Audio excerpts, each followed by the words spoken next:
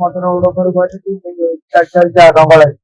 ଭାଇ ମୁଁ କଣ ପାଇଁ ନଗଲାଇ ମତେ ଯୋଉ ଜବରଦସ୍ତ ମତେ ନଗଳାଏ ନତୁ ପେଟ ପେଟ ଶୁଇ ଆଲୋଚନା କରିବା ଯୋଉ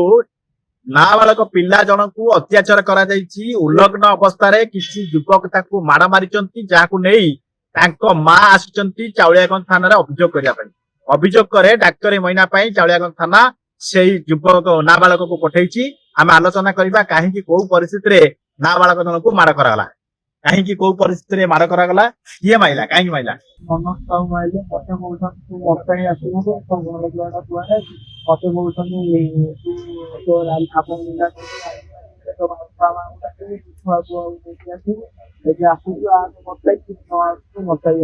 କାହିଁକି କାହିଁକି ଘଟଣା ଘଟିଲା କଣ ପାଇଁ ମାଇଲେ ତମକୁ ମତେ କହୁଛନ୍ତି ମତେ ହିଁ ଆସେ ନା ତୁ କହିଲି ମୁଁ କଣ ପାଇଁ ଆସିବିନି ମତେ କହୁଛନ୍ତି ତୁ ତ ଆସେ ନା ଆଉ ତୁ କହିଲି କଣ ପାଇଁ ଆସିବିନି ତ ମତେ କୁହ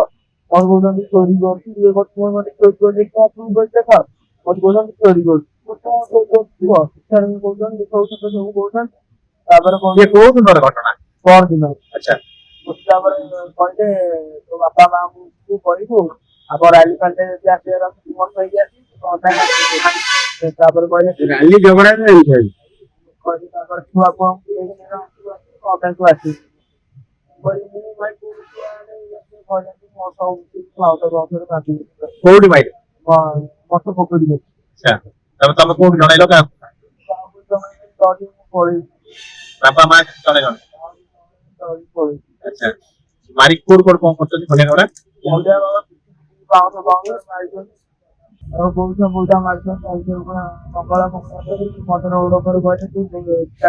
ନଗଳାଇ ଭାଇ ମୁଁ କଣ ପାଇଁ ନଗଳାଇ ମତେ ଯୋଉ ଜବରଦସ୍ତ ମତେ ନଗଳାଏ ନତୁ ପେଟ ପେଟ ଶୁଇ ମତେ କିଏ କଥା କହିଲା ମନସ୍ତ ଆଚ୍ଛା ତୁ ନଗଳାଏ ତ ପେଟ କହିଲି ଭାଇ ଭୁଲ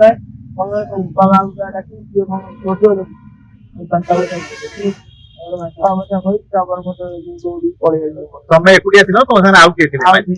ତାଙ୍କୁ ବି ମାଡ଼ ହେଇଛି ସେ କୋଉଠିକା ପିଲା କିଏ କହିଲା ଚୁରି ପୁରେଇ ଦବ ବୋଲି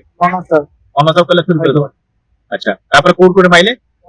ମାଇଲେ ହାତ ବାଟକୁ ମାଇଲେ ଗୋଡ ଫୋଡ ପାଦ ମାଇଲେ ମତେ କହିଲେ ବସ ଉଲ୍ଲଂଘନ କିଏ କଲା ମାନେ ଅଙ୍ଗଳା କିଏ କଲା ତମକୁ ମତେ ନଙ୍ଗଳା ମନ ଚାଉ ଗଲେ ଆଉ ଶୁଣୁଥିଲେ ଏଇ ଯୋଉ ପ୍ରତିକ୍ରିୟା ଆପଣ ମାନଙ୍କୁ ଦଉଛି ମୁଁ ନିଶ୍ଚିତ ଭାବେ କୋଉଠି ନା କୋଉଠି ଯୋଉ ନାବାଳକ ଜଣକ ଏବେ ସ୍ପଷ୍ଟ ଭାବେ ମୁହଁ ଖୋଲିଛନ୍ତି ଏବଂ ତାଙ୍କ ସହିତ ଯୋଉ ଅତ୍ୟାଚାର ଘଟାଯାଇଛି କରିଛନ୍ତି ଯୋଉ ଯୁବକ ମାନେ ତାଙ୍କୁ ଉଲ୍ଲଗ୍ନ କରାଯାଇଛି ମାଡ ମରାଯାଇଛି ଏବଂ ଏ କଥା କାହାକୁ ନ କହିବା ପାଇଁ ମଧ୍ୟ ବାଧ୍ୟ କରାଯାଇଛି ଏବେ